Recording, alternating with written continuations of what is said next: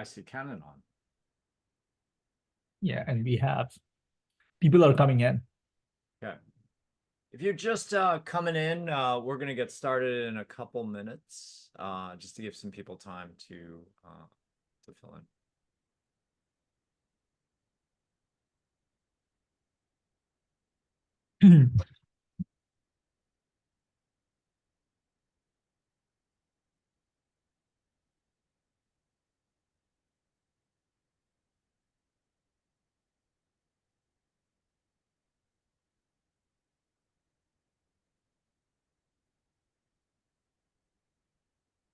And for those attending, just so you know, we'll be recording this webinar so that you'll be able to get a copy of it. If just ask us, and we'll also post this as well. So.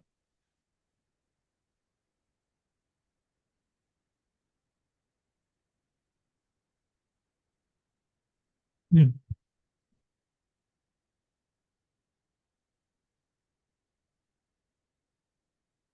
We'll wait a couple, maybe a minute Yeah, or two more, and then we'll get started. start around 11:31. Yeah.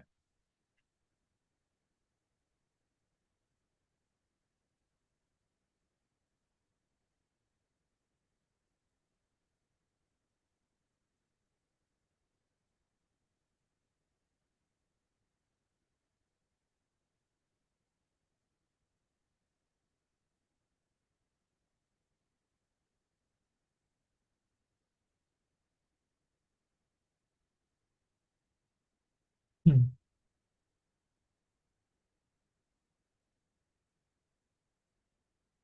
I think we can get started, Tim.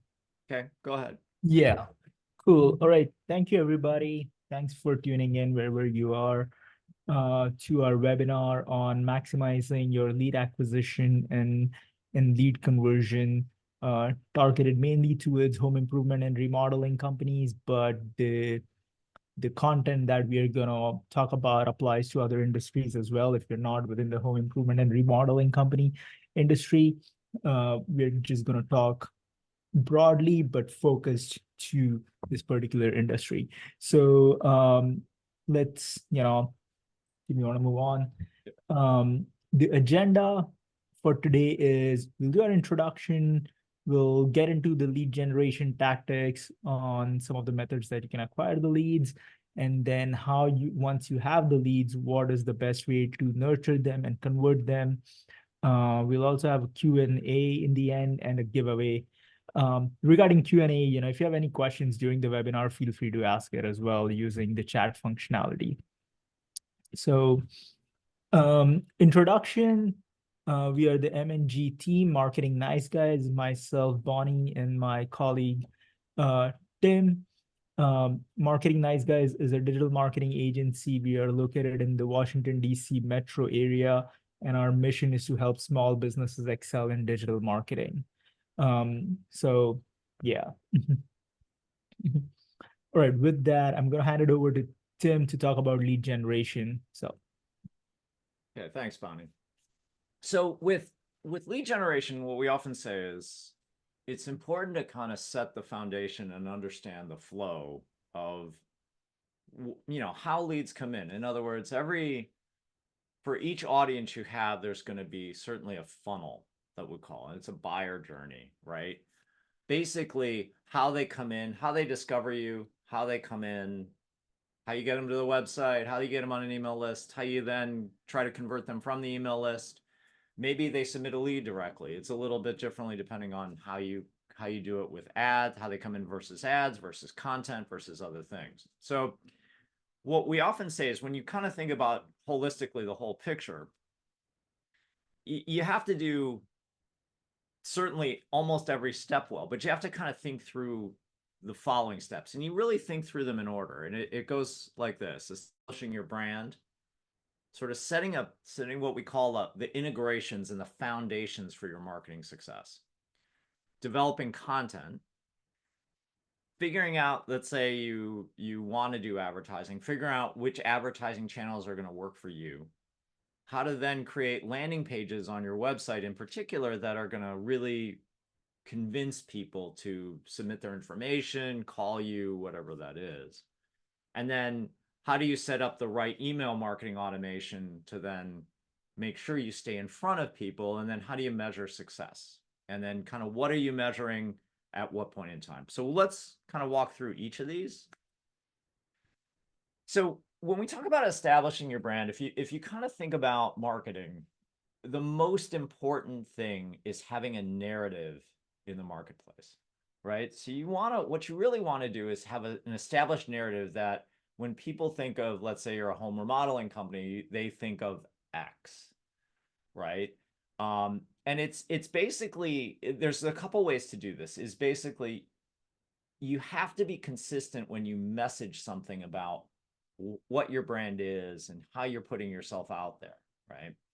It's if you really kind of put your brand in front of them multiple times, they'll often show, right, more inclination to basically say, oh yeah, I know these. This is this brand. This is this company, right? And you'll become more top of mind. And that's kind of what you want to do when you kind of put your brand out there in particular. Um, the next part is kind of what elements do you want to consider. So we already talked about putting yourself out there constantly. The second part is really focusing on a narrow area at first. And what we mean by that is that the more you specialize in a particular thing, the more that you can become known for that and be the go-to for that thing.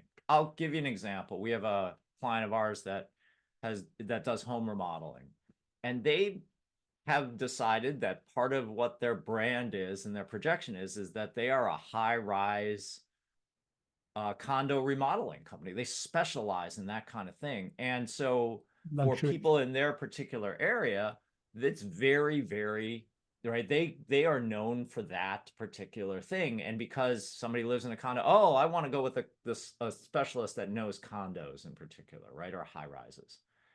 So that's one way that you can kind of think about it, is that if you have a particular, the more personalized you can get to someone's need, understanding that you don't want to cut off all the business you have. If you're, they do detached single family homes as well, but you also want to see what you can do to focus if you can. So when you think about your brand, think about what you're projecting in the marketplace all the time. Narrower is sometimes often better than going really, really broad. The number 3 piece, content.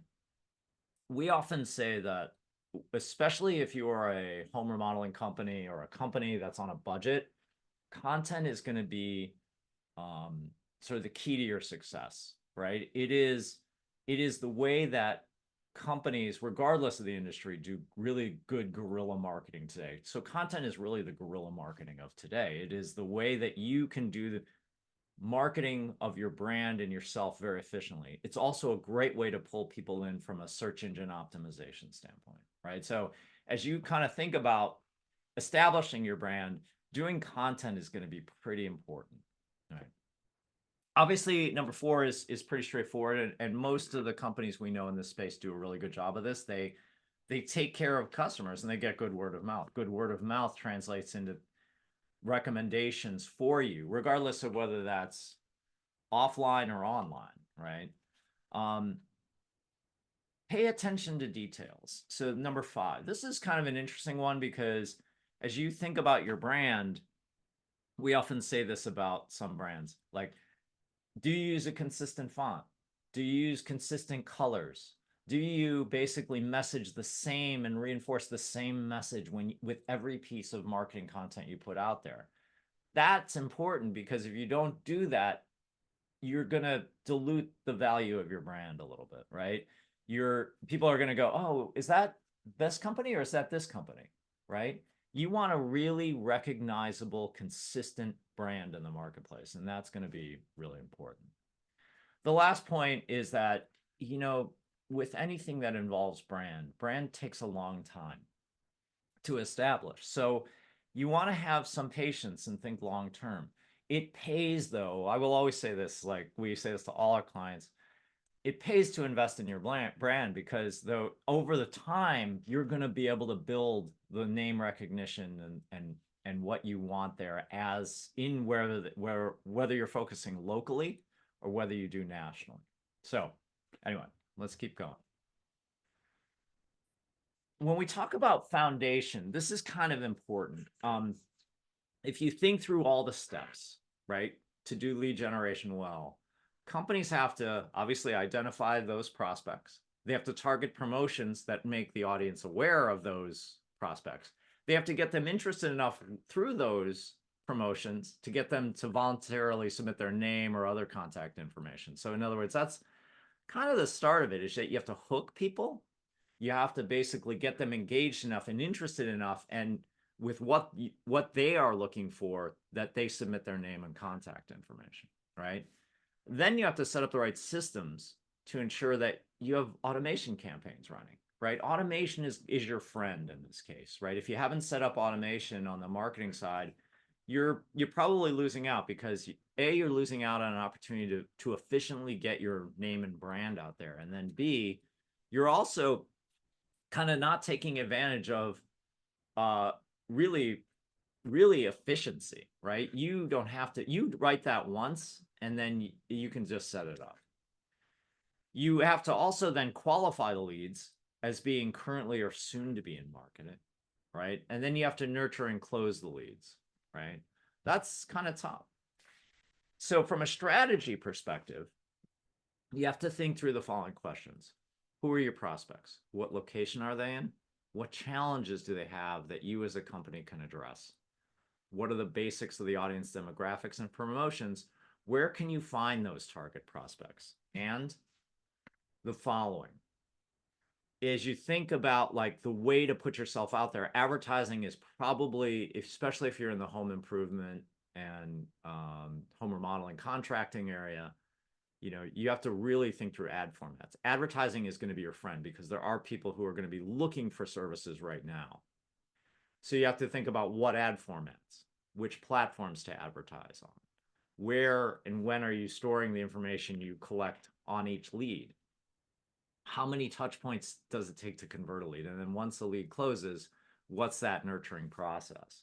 To give you an example, we've worked with clients, for example, an electrical company that we know, that it takes them maybe 30 to 45 days to close some leads, right? So if you understand that, right, you're going to have to try to put yourself in front of them after you even get that lead in the door, you have to try to figure out how to nurture those people through that process to eventually get them to convert. So the point is, you want to think through that sort of strategic piece of it. Okay. Developing content. We kind of talked about this. Our philosophy about content, and it involves all kinds of content types, but our philosophy about content is that you should try to develop it for all parts of the marketing funnel. And for those of you, just to quickly kind of give you an idea of the marketing funnel is really sort of this buyer journey. And it involves the top part of the funnel, is what we call the top of the funnel, is really making people aware that you even exist, right?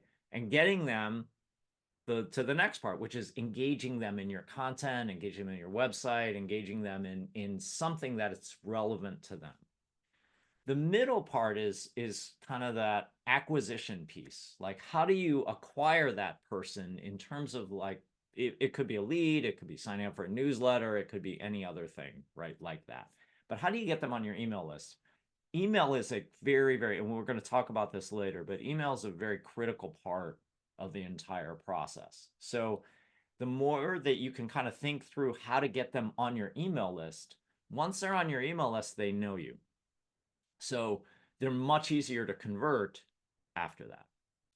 And then so the content piece should think through then the lower part too, which is also right after you've acquired them, where are they in terms of like making that decision, right? And that decision conversion phase is going to be important too. You can create content for every part of that journey, right? And you should think through how to create content for every part of that journey, in our opinion. Here are a few ideas you can use. So blogs are great for like top of the funnel.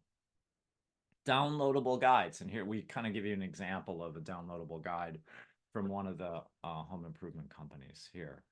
You could do webinars or other events. I'm going to skip testimonials and case studies for a second, but you have video service demo. You can do videos. You could ask for reviews and testimonials and case studies. Those are going to be much more lower funnel. So if somebody's in market, one of the things that you want to do is put content in front of them that says to them, hey, has other people used this company? That is going to be key as you kind of think about the conversion process. A lot of people read testimonials, they read case studies, right? They read reviews. So those are all ways that you can put that content in front of people. To give you an example, right? We have a contractor that we work with that they have this long buyer journey, as we mentioned. And what we do is we send out, at some point, we send out the testimonials through email that basically say, oh, we've worked with this company. If you're deciding on your estimate, right? We've given you an estimate for work, right? We put the testimonials in front of them that say, oh, you should try to, other people have used this company and they're worth it, right? Or whatever those testimonials say. It's a great way to convince people who are in that decision phase to basically convert. So I think the point is with content, it's a great way to kind of think about content as you think about what you're doing at each stage of the buyer journey, right? Especially educating people at the top of the journey and then eventually getting them on your email list and then eventually converting. Okay. Any questions there so far? Bonnie, I don't know if you have anything else. No, we're good. I think we can keep going. No questions so far. Okay. So then there's the content that you create for advertising. And this is a sort of a specific aspect of content creation. It's not just a lead magnet, but content that attracts prospects to you in the first place, right? Here are the types we love for this particular, the home improvement and home remodeling industry. Videos, and we'll talk a little bit more later about what kind of videos, but photos, infographics for advertising itself. What we often say to a lot of firms is that the more that they can put let's say you're the owner of the firm, the more that you can put yourself out there, the better you're going to do. People respond to other people's faces. It's just a fact, right? So the more that you can put yourself out in video, right? And here's an example of Chris, who did this with his painting company. The more that you'll be able to attract people, and the more that you'll get more reaction, and I think you'll end up humanizing the service a little bit and making it easier to feel like people know you, right? Psychologically, it is probably the biggest hurdle to get over. And plus, the other reason to put yourself out there is that what you're going to do is you're going to establish your authority. And what you really want to have in this space, like any space, regardless of whether you're marketing something else or you have another business marketing something else, is that if you're in the home improvement, you want to be the authority. You want to be the expert in it. And so the one way to do that is basically get in front of people through video. And that's why it's one of the most effective ways to basically advertise. Bonnie, I don't know if you want to add anything there that we see in terms of like. Yeah, I mean, sometimes owners or people are shy to get on camera, but you can also have shots of your employees or people doing some sort of a work. The more authentic the video or the images, that tends to resonate better with the audience, and especially and that sort of content can be used in multiple places like social media, email, advertising, on your website. So it's evergreen content pretty much. So Bonnie makes a good point there, which is that original photos and video are, I would argue, and we argue this actually with most of the companies we work for, is the more that they can do original photos and video versus say stock photos or other things like that to fill in their website or their email, the more that they create original content assets, the better the business does. That's just a fact. And a lot of that has to do with what Bonnie said, which is just really it's authenticity, right? You're presenting you out there. If you have to have a photo, if you don't have anybody on staff to take a good iPhone photo, hire a professional photographer. Those or hire somebody who can produce those original assets for you. It is probably a must today, especially if you think about, there's a lot of obviously fake stuff out there. There's AI today, there's all these other things. The more that you can be a real person behind a real company, and the more you can show your team and maybe it's even where you work or the team on the job or whatever that is, that helps convince people that you're authentic and you're trustworthy. So, all right, let's keep going. Advertising channels. So at this point, I'm going to turn it over to Bonnie, and he's going to cover advertising. So one of the, then we can move on to the next slide. One of the ways for advertising, the two main channels that we normally recommend our audience or our clients is pretty much social media and Google advertising. And I'll talk about both in a little bit. But the other thing is also how to utilize the advertising. The one thing is you have to balance advertising between lead generation and also branding. You should also use advertising little bit for branding. So putting your name out there and to keep your brand top of mind of the customers, because that eventually helps you convert better. So Tim, you want to move on to the next slide? So let's talk about social media and how you can use that. One thing, obviously the popular channels are your Facebook, Instagram, Pinterest, so on and so forth, TikTok. But one thing to keep in mind with social media is that your audience is not looking to find your services on social media. So the one thing that we tell our clients is on social media, you are taking your ads to your audience. So what you do is you build an audience profile on these platforms, that they probably are in your target market. They have an interest in home remodeling, or they are homeowners, or they have been looking at your competitors or at your services, or they have been on your website. That is where the remarketing comes in. So you create an audience profile on social media and then you show your ads to them. Social media is great for branding, for getting your name out there, and then for lead generation, because if you have the right audience created on social media and you target them with lead gen ads, which are mainly the native lead gen ads that these platform provide, so the user does not have to leave the platform, they can directly convert on those platforms, then it can be a great tool. The other way that you can use social media is also to promoting your brand and promoting your content. So that's one thing about social media. In order to get started, you can the good thing about Facebook, Instagram is you can get started with very minimal budget. So let's say $300 a month or something like that, or $500 a month. You can do a lot more with just that small amount of budget, because you can reach a wider audience on social media channels. Tim, you want to move on? uh, Google Ads is kind of where, for a lot of home remodeling, home services companies is where the most return on ad spend is. And the reason for that is people usually start their search on Google, and the benefit of Google Ads is you can show up for what your customers are looking for.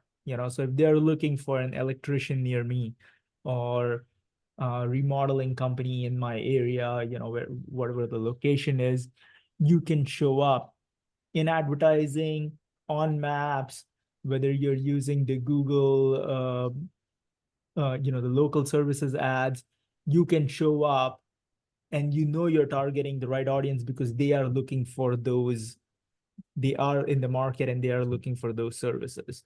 So that is definitely one of the channels that we would recommend our audience, our clients to utilize for lead generation. The other thing with Google is it's not just search ads. You can do a lot more with that.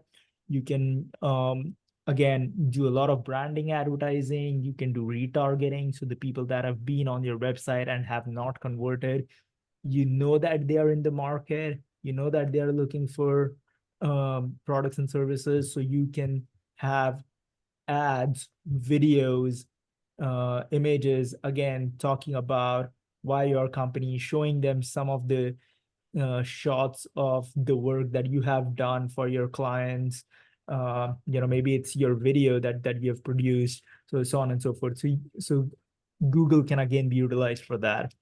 The other thing is you can also outbid your competitors on Google, because if you're not on Google, your competitor is definitely maybe on Google. One thing that you can do is you can also bid on those keywords for your competitors, and you can show up when people are looking for their products and services to try yours. So on and so forth. So the other thing about Google is it's not as um, it's a little bit on the expensive side compared to Facebook, and we recommend based on what your market is and what your ideal cost per lead and your return on ad spend. We'll talk about that on a little bit in the last slide, but somewhere between 1,000 to 5,000 per month is where is a good media spend. One other thing to add about Google is I would say hire a professional or get professional help to running Google Ads campaign, because it's very easy to just spend through the money and not get any returns if the ads are not properly optimized, if you're not following all the best practices of targeting, of ad copy creation, landing pages, um, conversions, and so on and so forth. It's very easy to spend the money quickly and not get any returns. And we have actually seen examples of that where sometimes companies have been like, oh yeah, I spent $2,000 on Google and nothing came off of it because the ads were either not created well, they were either not targeted well, or so on and so forth. So just keep that in mind. Bonnie, do you want to cover a little bit about the local piece too? Like the just kind of, we're showing the map and the ability to kind of get on the map and how that, like what Google My Business and all those other things. Yeah. So one other thing is Google Ads. On Google Ads, you can connect your Google My Business account, and then your business can also start showing up on the map, and also on ads. So if you go on Google and if you go on the map, your company can show up as a sponsored listing on the map as well. So that's also one of the other benefits. And then Google also does this local services ads, which is not an ad per se. You just pay, you can sign up with Google on that, and you can pay Google a cost per lead money to acquire some customers. There's no management in that. You just have to get approved by Google, and they have particular categories for each of those services, and then you just show up for your area in those services. So yeah. Mhm. So outside of your Google and social media, there are other advertising options that if you want to explore, programmatic advertising, which is kind of like an automated online buying and selling of ad space. And there are a lot of programmatic networks out there to show up on the web. Google is also kind of a programmatic channel, but they're their own. So there are other programmatic networks out there as well that you can utilize.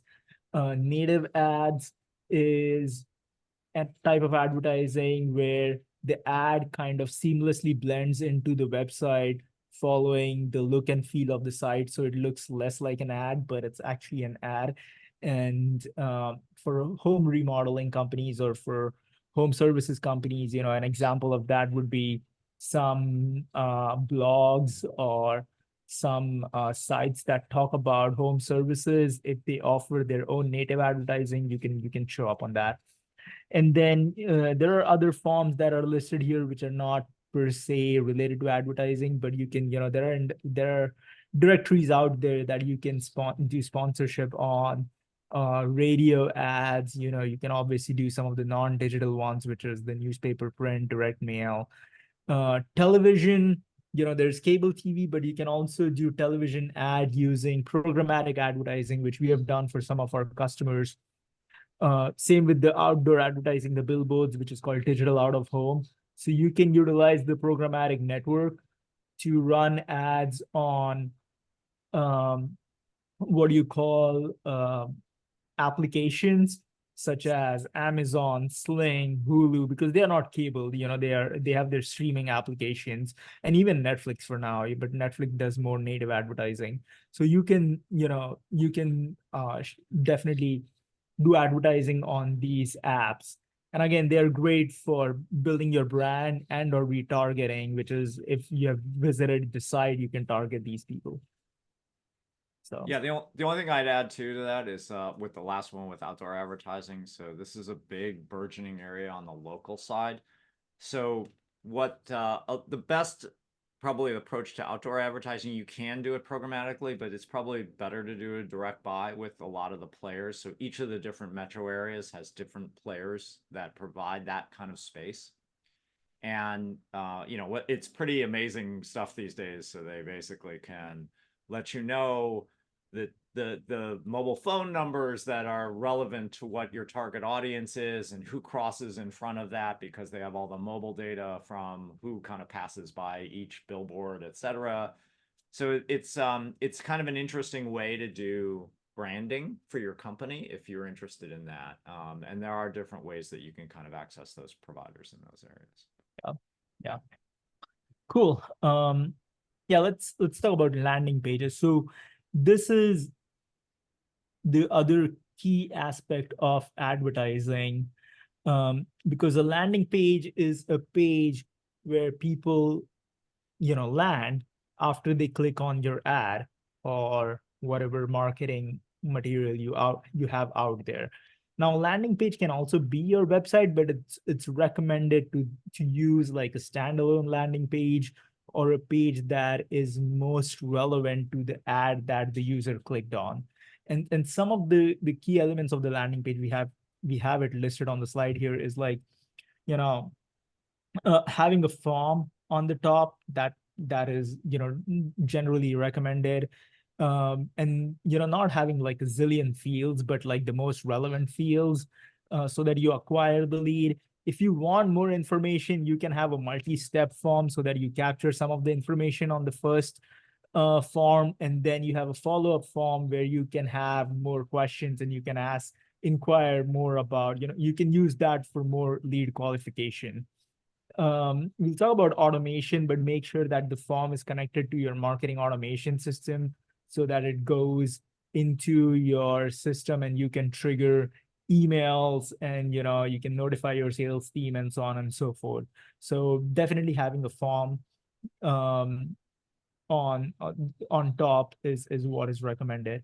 And then the other things, on the landing page is making sure you are you have the landing page, which is kind of relevant to the ad that the user clicked on. So I'll give you an example. So and I'll give you an example of one of our client that does uh, electrician and generator services. So we have a landing page for generator installation, we have a landing page for generator services, we have a landing page for generator maintenance, and we have a landing page for generator repair. So for example, if somebody is on Google and they're looking for generator maintenance near me, we take them to a landing page that talks about generator maintenance. If they're looking for generator installation, it goes to a landing page that talks about installation. And it's not like the content is entirely different on both of these pages. I mean, there is. It's like 30 to 40% of the content is related to generator installation on the installation page, and the maintenance one is related to maintenance. But some of the other elements like about the company, testimonial, those are the things that you can have common, but make sure that some of the other content is customized to what the client is looking for, and it definitely helps with improving the conversion rate. Yeah, so if you do Um, kitchen remodels, right, and yeah, you should have a landing page for kitchen remodels. People are looking specifically for kitchen remodeling. If you do bathroom remodels, right, people are looking specifically for a bathroom remodel. If they look for kitchen and bathroom remodel, you can have a page that's more general that kind of does all the different things. Or if you do a whole home sort of makeover type keyword.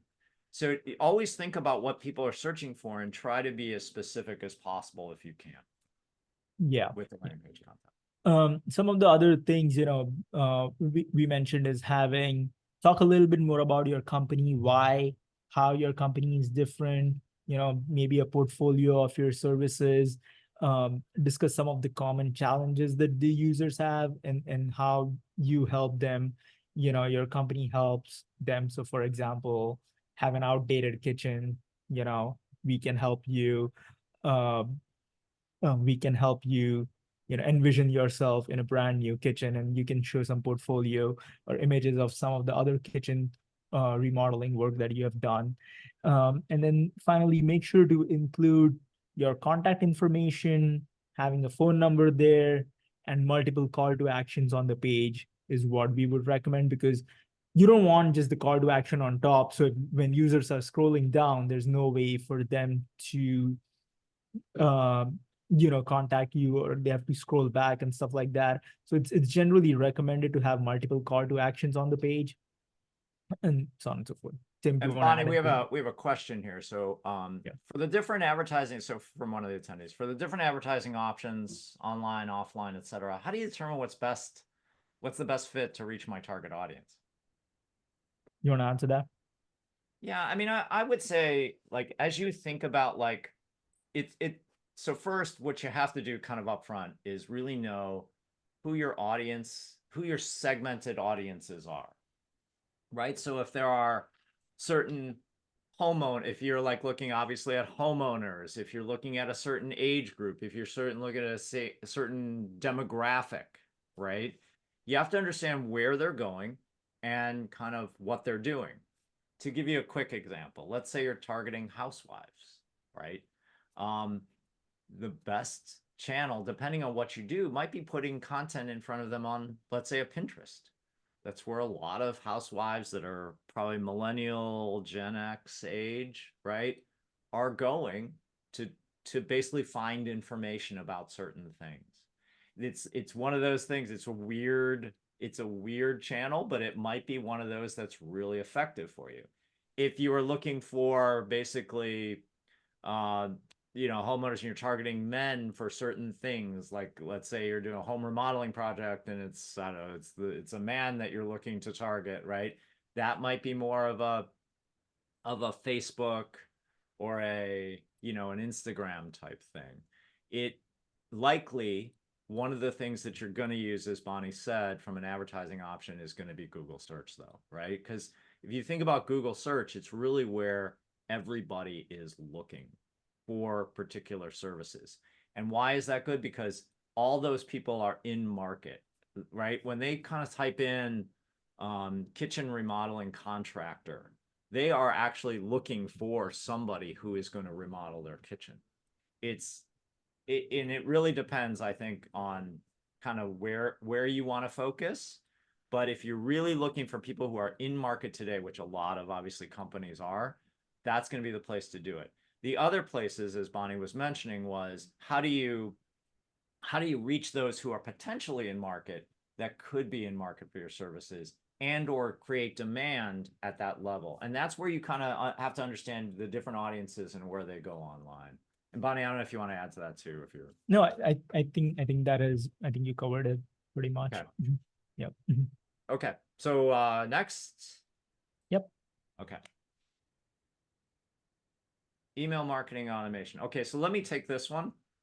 So after the lead comes in, one of the things that you're going to want to think about is how do I nurture that lead, right? So a lead comes in for a lot of home improvement companies, they then schedule a sales call, right? Or meeting or engaging with content or whatever that is.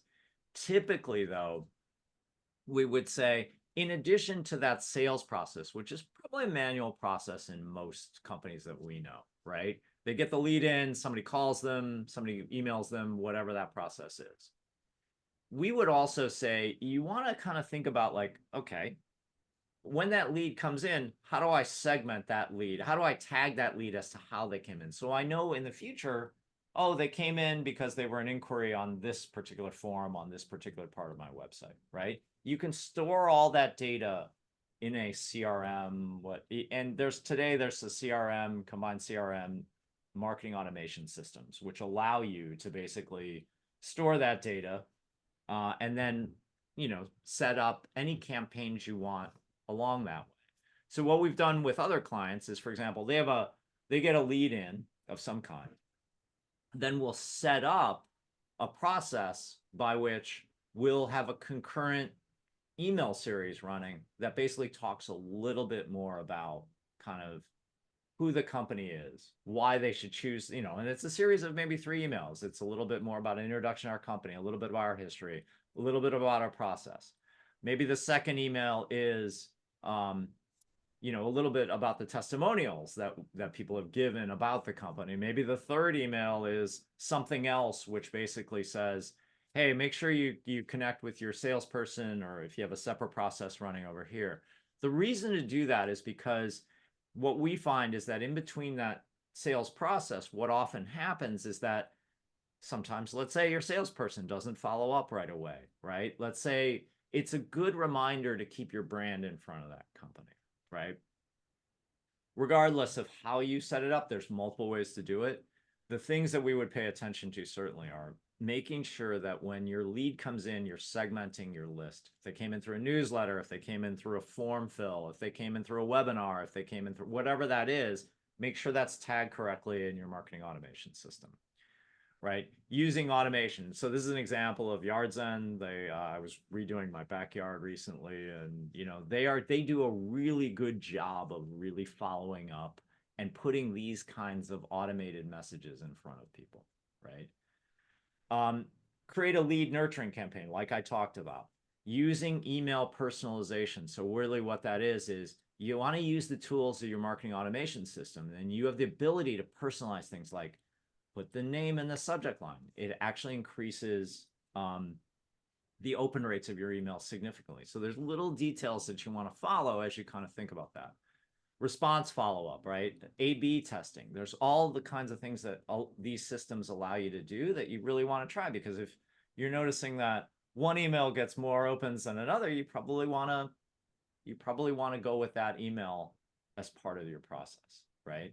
Typically what you do when you do A/B testing is you take 20% of your list or 20% of the pool, you split it 10% each to 2 variations, and then whichever one wins, you send it to the other 80%. So then you send it from now on to the rest of the people. So it's not a bad way to do this in terms of like how you set something up or what you end up wanting to do. With email, it's always good to have a structured approach. We are always very much about transparency. So make sure you set clear expectations for how you're going to email somebody. So if they sign up, make sure it's in your privacy policy, et cetera. It sounds like a small thing, but it's not. It's really not. It's what you're trying to do is you're just trying to be as transparent with people as possible, right? I would say establish a practice for reaching out to leads as soon as possible. So if it's a manual process, create a process for following up. What we typically recommend is that if a lead comes in, you send an automated message saying, thanks, we got your inquiry, just to make the individual who submitted the lead feel comfortable, right? What you're saying is, we got your lead, right? We'll follow up shortly, right? And so the idea is you want to follow up pretty soon after that. Trust us, we've worked with a lot of clients that they don't do that, and then they don't follow up very quickly.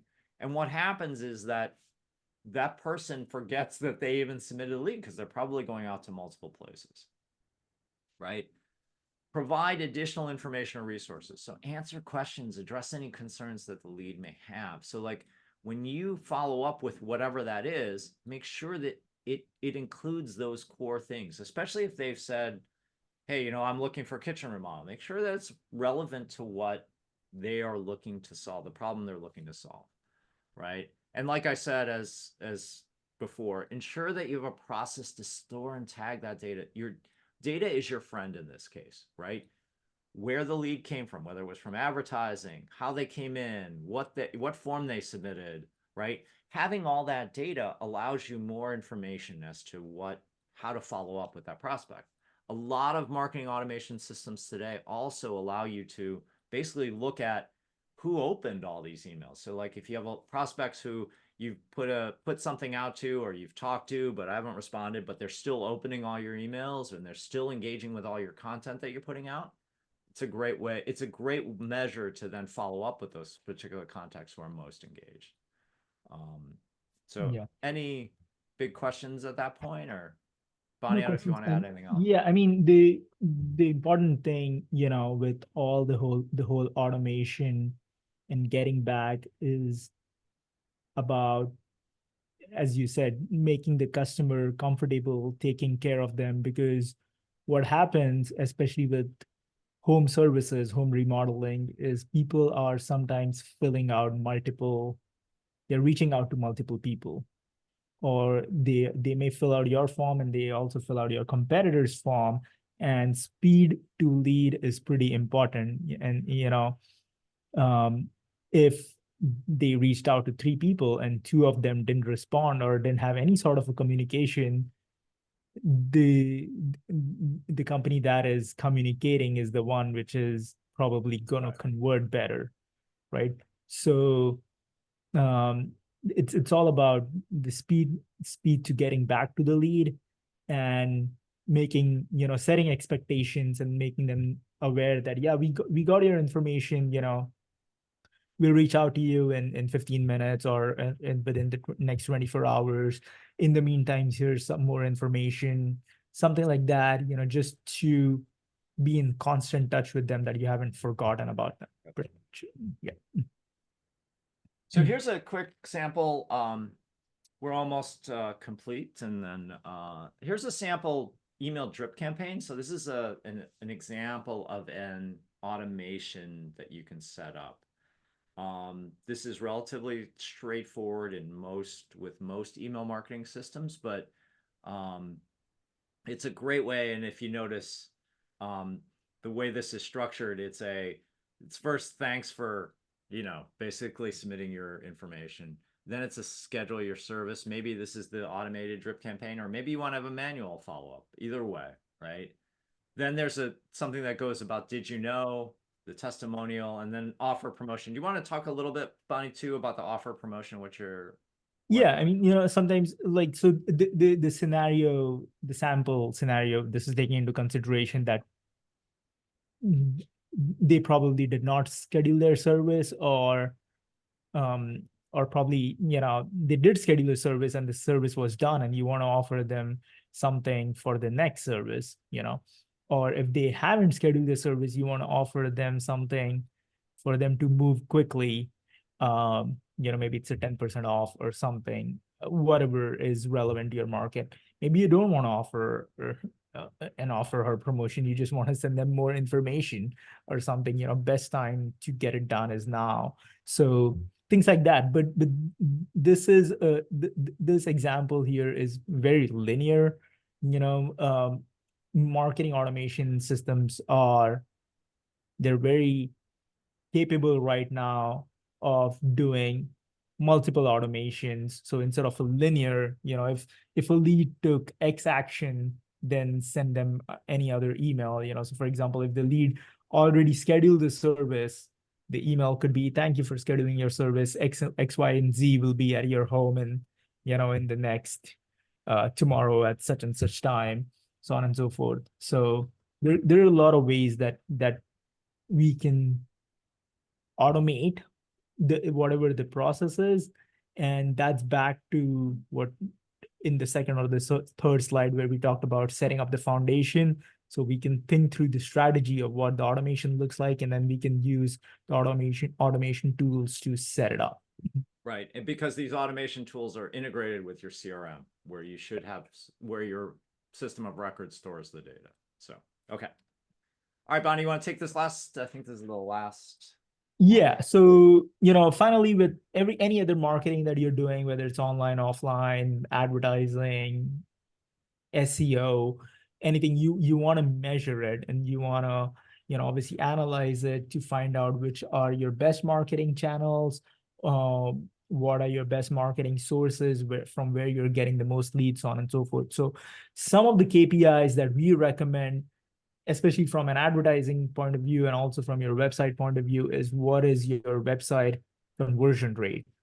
A recommended conversion rate is between 2 to 4 or 2 to 5% for home remodeling companies. So you want to make sure that the number of visits that you're getting to your landing page, um, that percentage of people are converting. And if they're not, then you have to relook at either your landing page, your website, or in general, your traffic as a whole, because you may not be targeting the right traffic if you're not converting at that rate.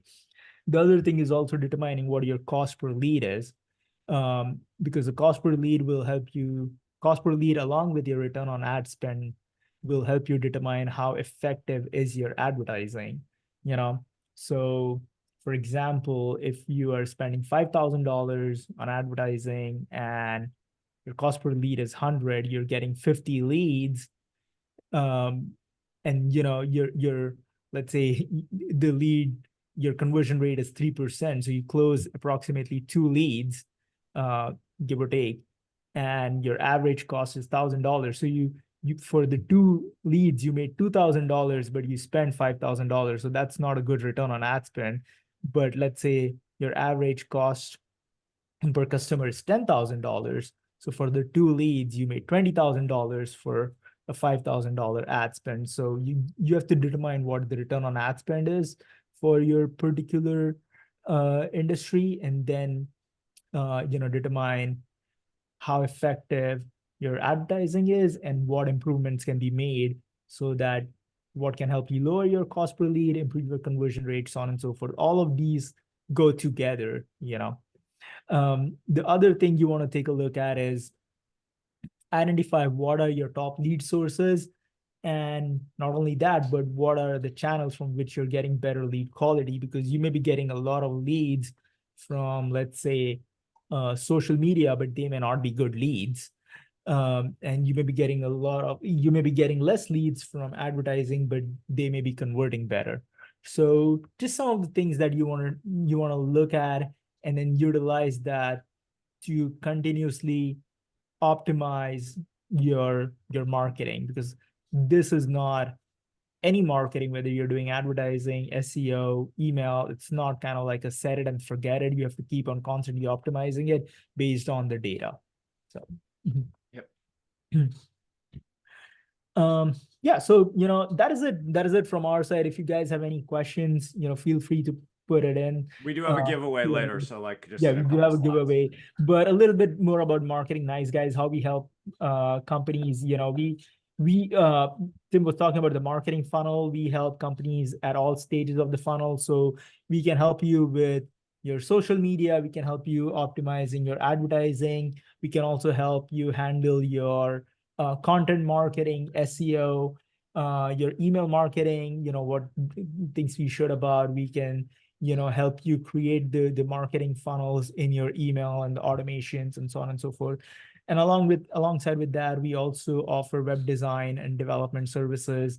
And if you just want to talk about, if you're starting out and you want to study your strategy or whatever your brand narrative, we can help you with that. So as a whole, we consider ourselves as an extension of your team. So if you need any sort of help with marketing, feel free to reach out to us, and we can help you out in those areas. Yep. Yeah. So for this, we also have a guide if you like. It's our MNG guide to guide for home improvement and remodeling professionals. It's a lead generation guide. If you want to get it, just email me. It's tim@marketingniceguys.com, and we'll send you the free copy. So let me know, and then we'll get to our so yeah, tim@marketingniceguys.com if you want a free copy of our guide. And then so you can win also. So Bonnie and I recently published a book. It's for small business. It's the Small Business Digital Marketing Handbook. And so what we usually do with this is it's basically a quiz. It's a multiple choice quiz, and the first one who puts the answer in the Q&A wins the book. And you can obviously submit multiple times if you like, and the first one that puts the correct answer will win. So the marketing funnel is actually 100 years old this year, which is interesting. Who created the basis for the first marketing funnel, known as IDA, which is awareness, interest, desire, action? And so was it Henry Ford, Dale Carnegie, E. St. Elmo Lewis, William Townsend, William Proctor, James Gamble, John Kenneth Galbraith, or Helena Rubinstein? First answer correct in the Q&A wins. Anybody have a guess? Simple guess. Anybody? Going once, going twice. Nope. Oh wait, do we have an answer here? Yeah, we are getting few Dale answers. Carnegie. Nope. No. 2. No. Got a few more. Anybody have another guess? all wrong answers so far. So far, yeah. Anybody have another guess? All right. Well, we'll wrap this. I'll just let you know what it is then. It's actually E. St. Elmo Lewis and William Townsend. Nobody thought of that. Nobody thought of that. Maybe that's the hard one. Yeah, so way back when, actually it was in the 1800s that E. St. Elmo Lewis came up with this idea of the buyer journey, which was you made people aware of things, they showed interest, they had a desire, and then they basically acted on it. And then William Townsend in actually 1924 turned that into an actual funnel shape because he recognized that there were fewer people at each stage of the buyer journey. So anyway, all right. Well, with that, we want to thank you for coming to our webinar today. If you have any questions, you can email me at tim@marketingniceguys.com or bonnie@marketingniceguys.com. And we want to thank you for attending today. And we hope it's helpful. And if you have any questions, feel free to contact us at either of the pieces here. Thanks again. Cool. Thank you. All right. Bye-bye.